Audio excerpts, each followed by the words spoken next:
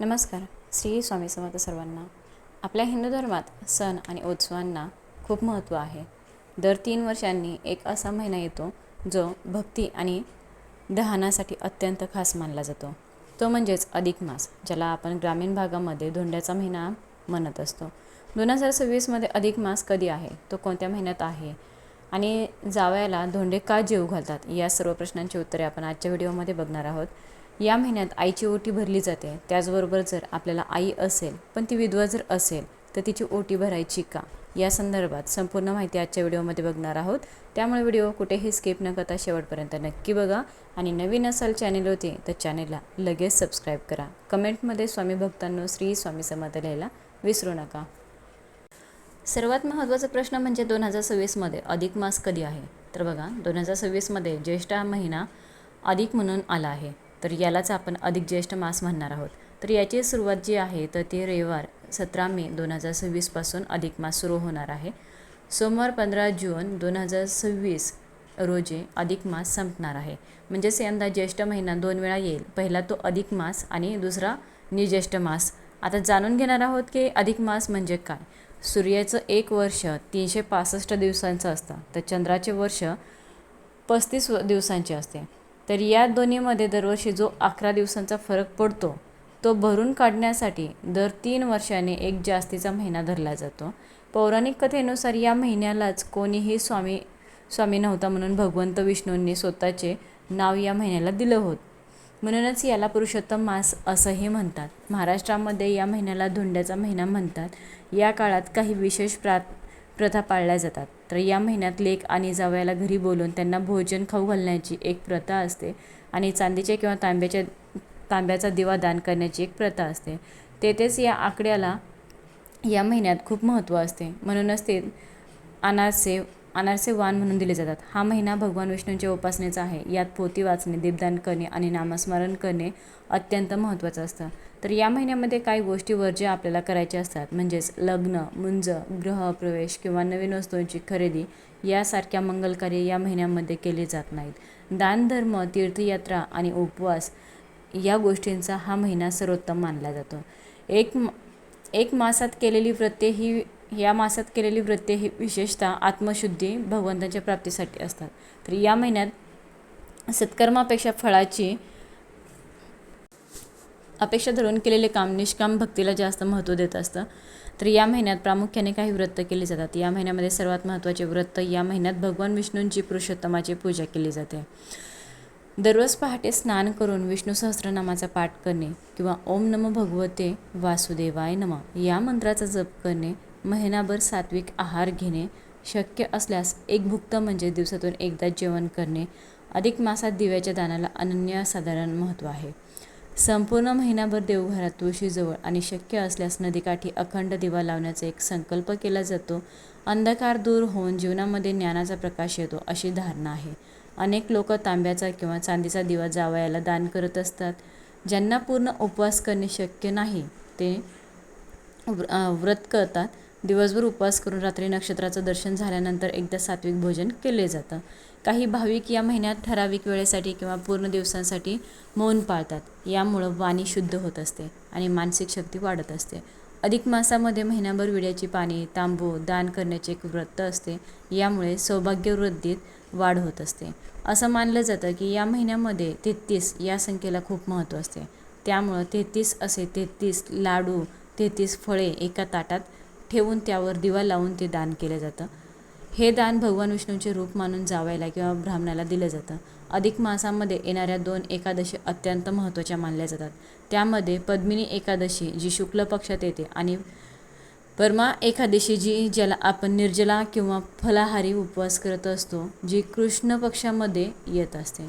बघा, अनारशांचे 33 छिद्रे हे गुपित असतात. 33 कोटी देवांचे फळ प्राप्त होण्यासाठी हे 33 अनारसे जे आहेत तर ती आपण दान करत असतो. अशा पद्धतीने आपण संपूर्ण जो धोंड्याचा महिना आहे तर त्याचे संपूर्ण महत्त्व आपण बघितलेले आहे. आता आपण बघूया की अधिक महिन्यामध्ये आईची ओटी का भरतात आणि ज्यांची आई आहे पण ती विधवा आहे तर त्यांनी कोणाची ओटी भरायची, मग विधवा आईची ओटी भरली तर चालते का, अशा संपूर्ण प्रश्नांची आपण माहिती जी आहे तर ती घेणार आहोत. तर बघा, अधिक महिन्यामध्ये मुलीने आईची ओटी भरण्यामागे धार्मिक आणि सांस्कृतिक आणि भावनिक अशी तिहेरी कारणे आहेत. महाराष्ट्रामध्ये ही परंपरा अत्यंत श्रद्धेने पाळली जाते. अधिक मास हा पुण्य कमावण्याचा महिना मानला जातो. शास्त्रानुसार जे आईने आपल्याला जन्म दिला आणि संस्कार केले तिच्याबद्दल कृतज्ञता व्यक्त करण्यासाठी हा काळ सर्वोत्तम मानला जातो. आईच्या ऋणातून मुक्त होणे अशक्य असले तरी तिची ओटी भरून तिचे आशीर्वाद घेणे हे भाग्याचे लक्षण मानले जाते. ओटी भरणे सौभाग्य आणि समृद्धीचे एक प्रतीक आहे. मुलगी जेव्हा आईची ओटी भरते तेव्हा ती आपल्या माहेरच्या आणि सासरच्या दोन्ही कुळांच्या कल्याणासाठी आणि आईच्या दीर्घायुष्यासाठी प्रार्थना करत असते. यामुळे आई मुलीचे नाते अधिक घट्ट होत असते अशी धारणा आहे. अधिक मासाला पुरुषोत्तम मास म्हणतात. तर या महिन्यात 33 या आकड्याला विशेष महत्त्व दिले जाते. तर या पवित्र महिन्यात आईची ओटी भरल्यास 33 कोटी देवांची पूजा केल्याचे पुण्य मिळत असते. आईच्या रूपातील शक्तीचा आशीर्वाद कन्येला प्राप्त होत असतो. अधिक मासात केलेले कोणतेही दान अक्षय फळ देते. मुलगी परक्याचे धन मानले जाते, पण या महिन्यामध्ये तिने माहेरी येऊन आईला वस्त्र आणि खण नारळाने सन्मानित करणं एक काम मोठ्या दानासारखं मानलं जातं. ओटी भरताना काय करायचं? शक्य असल्यास नवीन साडी किंवा किमान खण तरी घ्यावा. ओटीत नारळ असणे शुभ मानले जाते. तांदूळ किंवा गहू घ्यावेत. हळदी कुंकू बांगड्या फळ घ्यावेत. जसा जावयाचा मानपान या महिन्यामध्ये महत्त्वाचा असतो तसाच एका मुलीने आपल्या आईप्रती व्यक्त केलेले आदर म्हणजेच ओटी भरणे हे सुद्धा तितकेच फलदायी आणि पुण्यदायी असते. आईच्या आशीर्वादाने आयुष्यातील सर्व संकटे दूर व्हावेत अशी आपली श्रद्धा असते. त्यांना आई आहे त्यांनी नक्की आपल्या आईची ओटी जी आहे ती भरायची आहे. त्यानंतर आपण बघूया की हा विषय अत्यंत संवेदनशील आणि भावनिक आहे.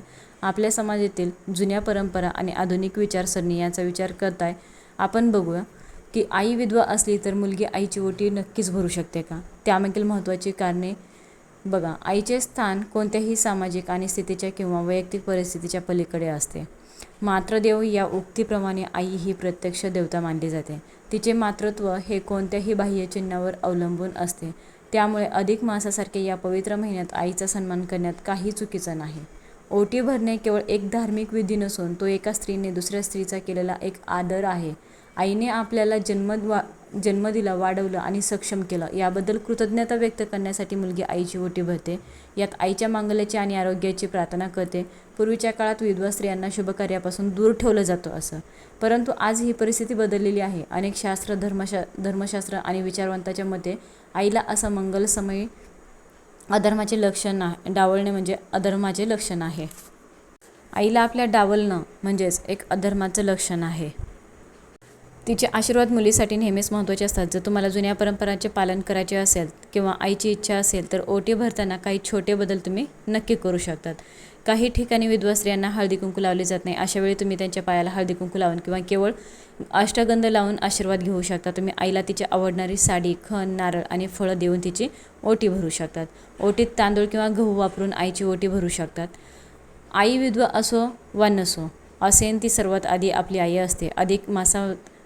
अधिक मास हा भक्तीचा आणि प्रेमाचा महिना आहे. जर आपण आपल्या आईला सन्मान देऊ शकत नाही तर इतर कोणत्याही दानाला अर्थ उरत नाही. त्यामुळे मनात कोणती शंका न ठेवता आपल्या आईचे आशीर्वाद घ्या आणि तिचा सन्मान करा.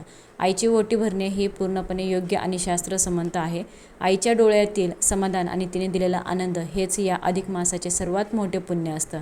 त्यामुळे आई विधवा असेल तर आवर्जून तुम्ही ओटी भरू शकता.